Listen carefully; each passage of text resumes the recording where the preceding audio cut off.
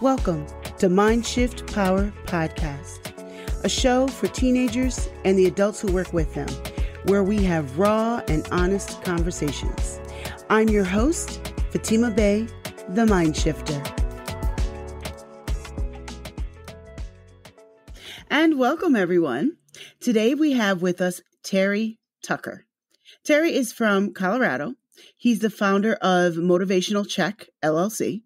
He is an international motivational speaker and an author. And how are you doing today, Terry? Fatima, I'm doing very good. How are you? I'm great. I'm looking forward to hearing what you have to say, and I hope people get infected by your energy. Now, thank you. You teach a whole lot of things, actually.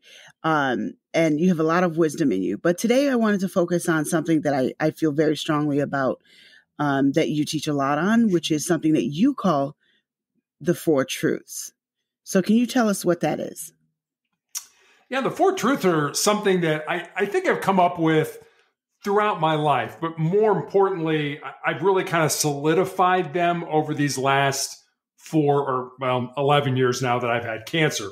And the Four Truths are just one sentence. And I have them here on a Post-it note in my office. So I see them multiple times during the day, and they constantly get reinforced in my mind. So here they are. They're one sentence each.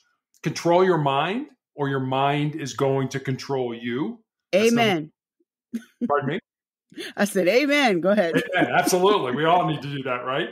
Number 2, embrace the pain and the difficulty that we all experience in life. Yeah, yes. And use that pain and difficulty to make you a stronger and more determined individual.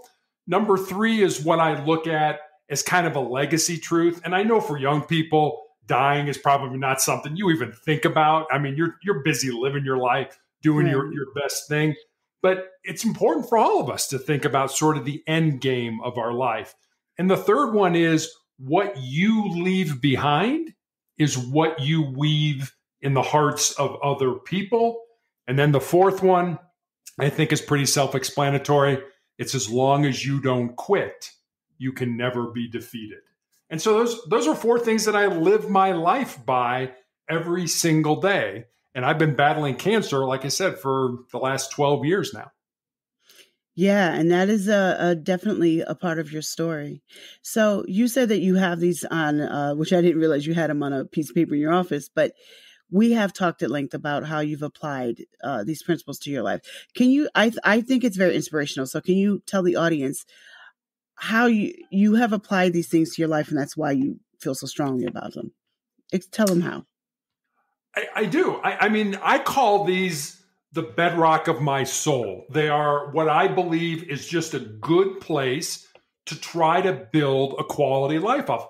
And everybody wants to have a good life. Everybody wants to be successful and happy and self-actualized and find their purpose in life. But how do you do that? Especially when you're young. Because I remember when I was young, I had no idea where I was going, what I was going to do. I went to college and my dad told me to major in business. I had no idea. Like, what should I major in, Dad? Major in business. I had no idea what to do with my life. And that's okay. Most people don't know what they want to do with their lives. I mean, there are those people who's like, I'm going to do this, or I'm going to take over the family business, or I'm going to work with my mom and dad, whatever. But so many people don't know. And that's okay. And don't think there's anything wrong with you because you haven't figured it out. That's what life's about. Life is about living. Living is about figuring things out. So these 4 truths are really just something, like I said, they're the bedrock of my soul. I know they're not moving. I know there's something I can rely on, and they're part of me. And as a result, they help me make better decisions. Now let's go one by one. So you said, control your mind, or your mind will control you. Forgive me if I quoted it incorrectly, but that's my version of it. So control your mind, or your mind will control you, which I believe extremely strongly in. What made you come up with that one in your own personal life? What personal experience made you say, this is a principle that I need to teach people? So I learned this early on. I learned this when I was in high school. You can't tell this from looking at me or from my voice, but I'm 6'8" tall. And I actually went to college on a basketball scholarship despite having 3 knee surgeries in high school. Oh, But I wow. remember when I went back playing basketball after these knee surgeries, my brain, my mind was putting all kinds of negative thoughts into my mind. Things like, Mhm. hey, you're probably a step slower since your surgeries, and college coaches aren't going to be interested in recruiting you. And I Mm. remember thinking, wait a minute, I am still playing at an elite level, and coaches are still reaching out about the possibility of coming to their college or university to play basketball. I learned early, when I was probably 15 years old, that I needed to change the narrative that was in my mind. And the interesting thing about that is that what really guides our mind, what really guides our decision making, what guides our sort of social behavior is what's called our prefrontal cortex. And it's the area right behind your forehead. And that starts to mature when we're in high school, but it doesn't fully mature until we're like 25 years old. So I was kind of surprised that I figured that out at a young age, that I needed to control my mind, because your mind as a young person is still developing when you're in high school. And you make bad decisions just because your brain hasn't developed to the point where you can make better decisions for yourself. So I guess I would say, don't beat yourself up if you don't understand things or you're trying to figure things out. I would tell you to find a trusted adult, somebody that you believe has your best interest in mind, and have that person help you to try to make better decisions as that prefrontal cortex in your mind is developing and maturing. Yes. Not only is it for me, I'm focused less on the development, because I have seen 16-year-olds that are far more developed Mhm. in that area than 50-year-olds. So to me, it's more of it's less of a, well, you're biologically, this is where you are.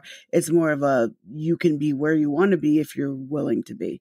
When it comes to, if you don't control your mind will control you.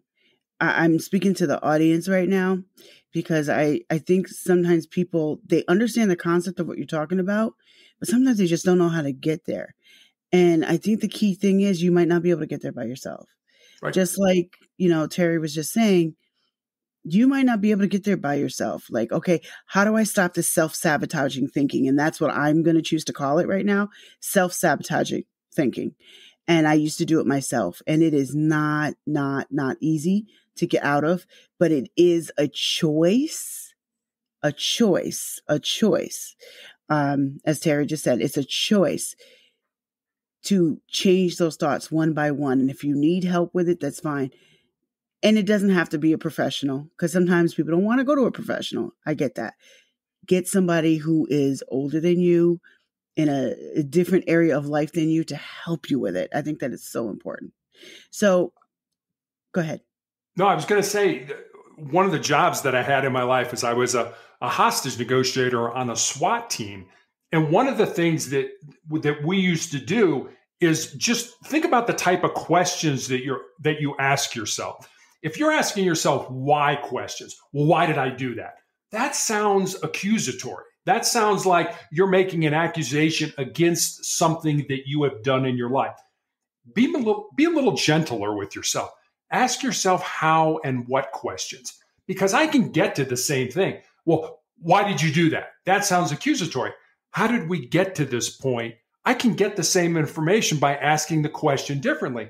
And when you ask how and what questions, you engage your brain to help you come up with better decisions for the things that you're facing. So Yeah. when you don't know what to do, ask yourself how and what questions, and then just be quiet for a minute. Let your brain start to talk to you. We all talk to ourselves, whether we like Right. to admit it or not. Yes. But see what your brain says. Your brain will come up with some amazing things if you quiet yourself long enough and give it a chance to come up with those things and bring them to the forefront of your mind. I do. I like the way you just said that because I know for myself personally in the past, I don't think I've said this on the air before, but self condemnation was a huge, huge thing for me, and it was one of the way I would kick my own ass all the time. And you couldn't, I didn't need you to tell me what I did wrong because nobody would beat me up better than myself. And for real, nobody would beat me up better than myself. And I know that I'm not the only one. And I know that there are a lot of people out there listening right now who do the same thing to themselves. And you're not even self-aware that you do it unless somebody else points it out. One of the ways that helped me to get out of it, and it's a battle. It's instant presto changeo. I just made a decision. Now it's all better. No, it's little decisions one by one that do make it all better over time.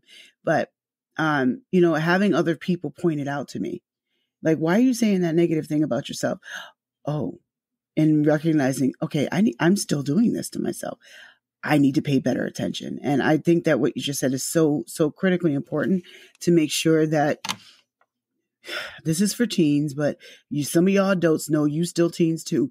Make better decisions for yourself and do that self-assessment. And it's okay to get people who know you to answer some questions, even if they're uncomfortable. So I think that, just listen to their opinion. They could be right, they could be wrong, but still listen to their perspective because they might see something that you don't. None of us can be objective about ourselves. That's for damn sure. Absolutely. Now let's talk about number 2. So what is number 2 again? And how did you, you said it, but what is number 2 in terms of how you have discovered its application in your own life? Yeah. Number 2 is embrace the pain and the difficulty that we all experience in life and use that pain and difficulty to make you a stronger and more determined individual. Unfortunately, our brains are hardwired to avoid pain and discomfort and to seek pleasure. So to the brain, the status quo, the way things are right now, hey, it's comfortable, it's familiar, and just leave it alone. The problem with that is the only way we're going to grow, the only way we're going to improve, the only way we're going to get better is if we step outside those comfort zones and do things that make us uncomfortable. And there's a very easy way to do this. And I try to do this every single day of my life. Every day of your life, do one thing that scares you, that makes you nervous, that makes you uncomfortable, that is potentially embarrassing. It doesn't have to be a big thing. But if you do those small things every day, when the big disasters in life hit us, and they hit all of us, we lose somebody who's close to us. If you're working, we get let go from our job, you flunk a test, all those kind of things. You'll be so much more resilient to handle those things when they present themselves. And I want to go back to something you said a minute ago. We're talking about finding people that will help you. If you remember nothing that I say for the rest of this podcast, remember this. The 5 people that you hang around with the most will determine where you go in your life. If you hang around with people that are smart, caring, and good people, more than likely, you'll be smart, caring, and a good person. Versus if you hang around with people that are lazy, that are negative, that think the world revolves around them, then there's a very good chance that you will end up being lazy, negative, and thinking the world revolves around you. The people you surround yourself with in your life, absolutely, positively, 100% will determine where you go in your life. I have said that a million times. I'm so glad you brought that up because that is critical. So when you say I'm rewording it, take your pain and accept it and deal with it. Yeah. What does that look like? Let's talk about what's an example that is just like pretty typical for a high school student. Get up in the morning and make your bed. It is. I mean, it sounds like that's so simple, but that does is really it starts your day out with a win, with a success in life because you've made your bed. So you've won. You've done something positive already. And when you get in your bed at night, you've got a nice bed to, when you come home from school, you've got a nice bed to lay down in at night because it's already been made. So I know that sounds real simple, but like I said, you don't have to, it doesn't have to be complicated. We make life so much more complicated than it already is. So make your bed would be something, eat a good breakfast. You know that. I mean, are you grabbing a soda and and a cupcake on your way out the door to school? I mean, hey, I've done that. Believe me, when I was I've done that. I'm not saying I'm proud of it, but I've done that. Do you do that? Do you set time aside to study for your tests? Or do you be like, you know what? I'm really binge watching whatever you're watching on Netflix or whatever. I don't want to study for that test, so I'm not going to do it. It's uncomfortable to get off the TV and to go study for that test. And I'll give you a statistic that I heard recently. 33% of Americans, so a third of the country, admits to hitting the snooze button on their alarm at least 3 times every morning. I've never been guilty of that. I've never been guilty of that. Yeah, that's what I'm going to say. Think about that. A third of the people are like, no, it's comfortable here under the covers. It's warm. I feel good. Yep. Get out of the covers. Get out from under those covers and get out and do something like make your bed. It's simple stuff like that that'll help you to be more resilient. I want to talk about a different aspect of that same principle of number 2, of taking your difficult things and turning them into good. Let's say we have, I'm going to make up an example right now, but we have somebody took a video of them doing something embarrassing and they put it on TikTok. It went semi-viral. Put it on IG, Instagram. It went semi-viral. And now they're just totally embarrassed. Everybody's on there in the comments clowning them, making fun of them. How can they take that? Something like that. And that's a hardship. If you're in high school in this day and age, not the way we grew up, but in this day and age, that can be a hardship for many. How can they take that and turn it into something good? How can they just deal with it? I think the easiest way to do that, and if there was an easy solution, I would have written a book about it a long time ago. But I think the first thing you have to do is own your mistake. Yeah, I shouldn't have done that. And then learn from that mistake. If you own it, if you don't try to get away from it and stuff like that, it gives the people that are watching it or that are making fun of you or whatever, it doesn't give them anywhere to go. Because you've already said, yeah, I shouldn't have done that. I made a mistake. So you can laugh at me all you want. I've already owned up to it. So don't try to run away from it. Don't try to make excuses. Oh, so-and-so made me do that or something like that. Just own it. When you make a mistake in life, own it. Because hopefully you own it and you learn from it. But if you own it, it doesn't give anybody, why am I going to criticize you? You've already said, yeah, I made a mistake. I shouldn't have done that. What good does it do me to criticize you? You've already done it. So if people are making fun of you, just own your mistakes, and pretty soon somebody else will do something stupid and they'll put it up on TikTok or Instagram. Exactly, and they'll be on to that person. So it's not as fatal as you think it is. Even if it wasn't a mistake, I still agree with the principle of what you're saying in that own it. The sooner you face it and say, yeah, I did that, it happened. What's next? People get over it a lot quicker. When you cower under it and you allow yourself to just cower under the pile of crap they try to put on you, that's when it has the biggest negative effects.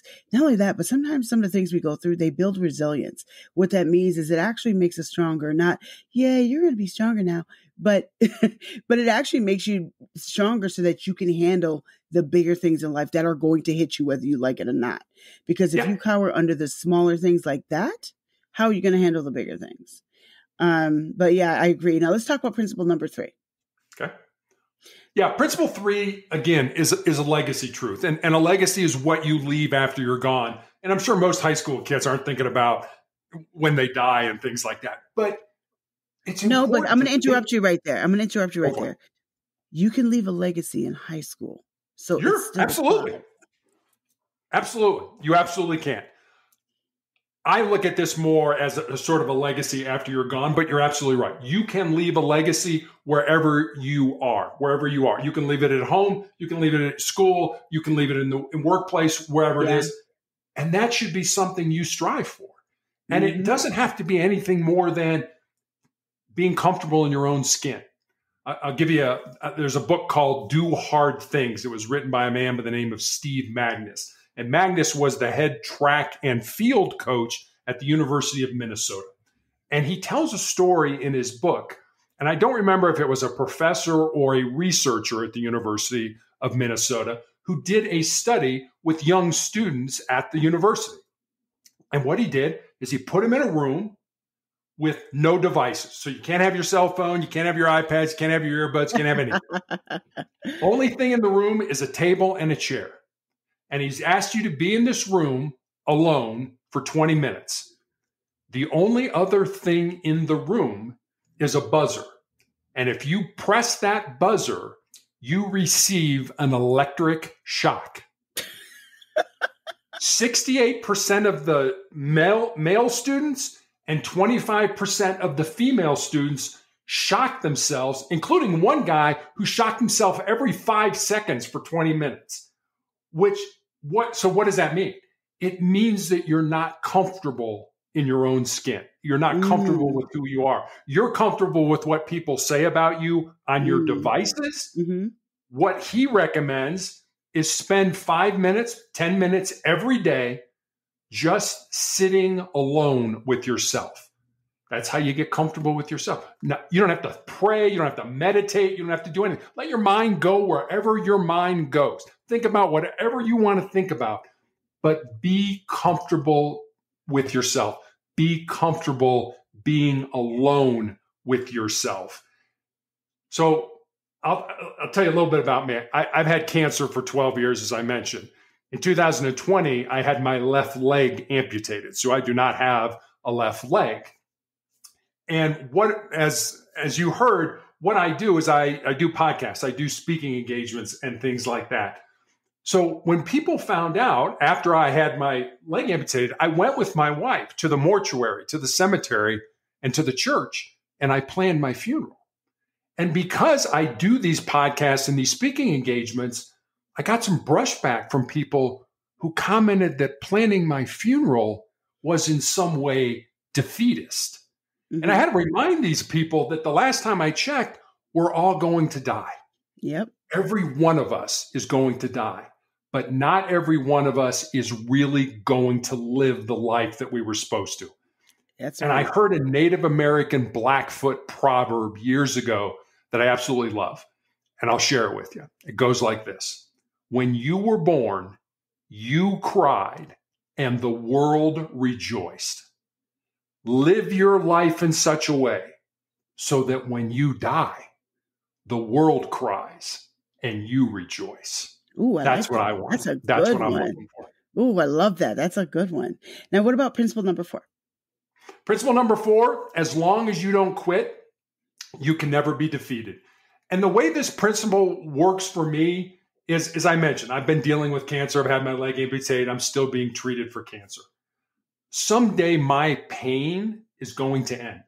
It may end through surgery. It may end through some type of new medication that comes out. Quite frankly, it may end when I die. But if I quit, if I give up, if I give in to pain, then pain will always be a part of my life. Understand that your lives, there's 3 important things in your life: motivation, discipline, and good habits. If you have all 3 of those, you can do anything you want. If you're lacking one, think of it as a 3-legged stool. If one of those legs is gone, you're going to be out of balance, and it's going to be very difficult to accomplish what you want. So ask yourself every morning, am I motivated? Do I have the discipline to implement good habits to make sure that I can be successful in life? So you mean if I apply for like a bunch of colleges and I get 3 rejection letters right away, that I should just quit, don't go to college, and work at McDonald's instead? No, that's exactly what I'm not saying. Exactly. That's my point. It's not. I mean, but that's a reality for some people. It absolutely is. Why would you give up on your dreams? We all have unique gifts and talents. And the thing that I think about this for a minute, there has never been a human being in the history of the world that is like you, and there will never be a human being in the history of the world that will ever be like you. That's right. how unique you are. That's how important you are. That's how special you are. You have unique gifts and talents. Figure out what those things are. And how do you do that? You do things that interest you. I like doing that. There's a book that I have on the bookshelf behind me that was written by a man who's the editor of Entrepreneur magazine. He gets out of college. He's got a journalism degree, goes to work for a newspaper, not happy with it. So he says, you know what? I want to be an editor. So he goes to work for a company and learns a certain type of editing. And as soon as he learns that, he quits that company and goes to another company and learns another type of editing. And as soon as he learns that, he quits that company and goes to work for another company and learns a different type of editing. Let me say this before I finish my statement. There's no such thing as a perfect job. There's nothing perfect in life, nothing at all. Everything has a downside. Relationships have a downside. School has a downside. Your job has a downside. There's no perfect thing in life. But understand that you were put on this earth for a purpose. Figure that purpose out by doing things that you find interesting. And if you make mistakes, that's fine. Make a ton of mistakes, especially now when you're young. But don't just make mistakes for the sake of making mistakes. Make mistakes to learn things so that you can apply them to the next thing that you do. Yes. I'm a I love all four of your principles. I don't know that I think 1 and 4 are probably the ones I feel the strongest about. You're not a loser until you stop trying. That's when you lose. Until you stop trying, you haven't lost, you haven't failed. And sometimes people think that, and I mentioned college applications because this is, for high school students, and that's a real thing. And I've talked to high school students where they get discouraged because they really want to go to XYZ university and they got rejected from that. But what they don't understand sometimes, that can be disappointing, and they're right to feel that way. But just because, that route didn't work doesn't mean you don't go to the same destination through a different college or a different university or whatever you're trying to do. Sometimes if I'm in New York, if I want to go to California, there's many different ways I can get there. I don't have to go straight I-90 because I-90 goes all the way out to the West Coast. So if I wanted to, I can just go straight out to California through I-90, or I could take a few other routes. It's a choice, and maybe I-90 is all blocked up because they're doing constructions and I can't. All right. That doesn't mean I don't go to California. It means I take a different route. And I think sometimes we tend to forget that just because one way didn't work doesn't mean that you can't get to the same destination through a different road. And when it comes to college, when it comes to sports, when it comes to whatever your goals are, running a business, I want to be a CEO because I go and I teach at high schools all the time and do workshops. And one thing I hear commonly is, I want to be the CEO of a company, or I want to run my own big Fortune 500 business or something along those lines. And that's beautiful. Hey, great. I encourage that. What do you want to do? Well, I don't know yet. So they're still figuring it out, which is fine. But so one of the ways that you can figure that out, go get a job doing something that interests you and find out if it's what you want to pursue. Go work under somebody else. You could go work at McDonald's because you want to own one day. There's nothing wrong with that. Go work at Walmart because you want to run one day. I want to work at the corporate office and run all of them. Okay, so start off as a cashier and work your way up. Absolutely. It's just different ways of doing it. But remember this. Ask yourself this question. Why would somebody hire you? And the answer to that question from your perspective needs to be, what value do I bring to this organization? So figure out, I want to be the CEO of some company. Great. What value do you bring to that? In other words, what have you learned? What things can you apply? Because CEOs get paid big money not to run the company from day to day to day to day. They get paid to think how things are going to be in the future. Yeah. They get paid their money when things go wrong and things are horrible. So how do you know how to do that? You have life experiences. You get into life. You are a lifelong learner. You should die learning. You should never stop learning. And the other thing, and this is something I learned as a negotiator, always be curious. We were taught that our biggest asset as negotiators was our voice, our curious voice. Oh, really? How did that happen? What got us to this point? Be curious about things. If you don't understand something, ask somebody. And I know when I was growing up, when I was 13 years old, I was 6'5". I had a size 14 shoe and my ears looked like Dumbo from the Disney movie. They were huge. I was teased mercilessly, but I took that and I put it into something constructive, which was basketball, which allowed me to get to college. But I didn't want to ask questions. I didn't want to raise my hand. Oh, what if it's a stupid question? There is no such thing as a stupid question if you don't know the answer to it. Why are you stealing my quotes? Because that's a quote I say all the time, and I never even said it to you. Thief? No. Great minds think alike. True. Well, it's been so awesome talking to you, and I really mean that.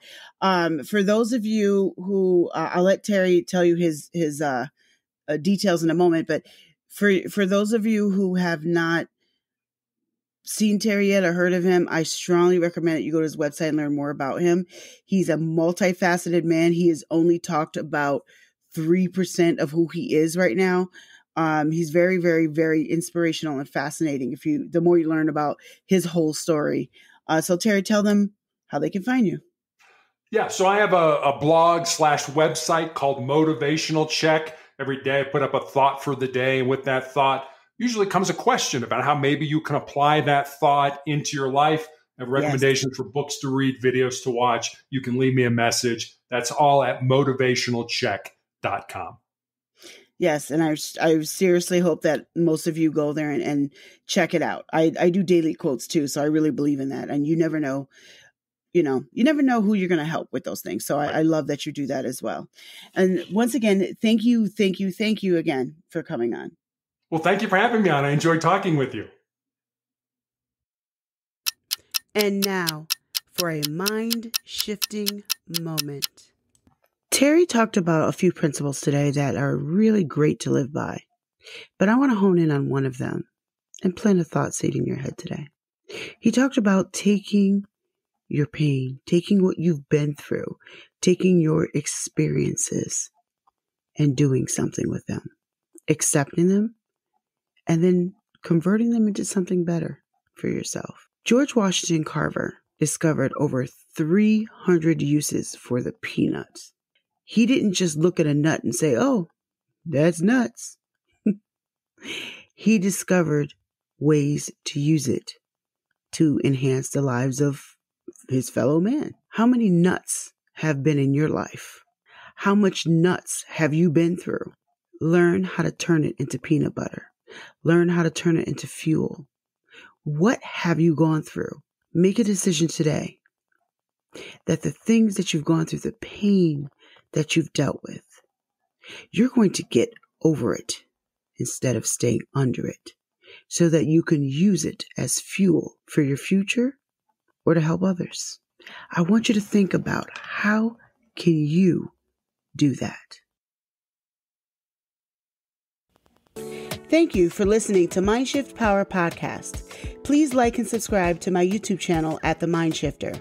If you have any comments, topic suggestions, or would like to be a guest on the show, please visit fatimabay.com/podcast. Remember, there's power in shifting your thinking. Tune in for next week.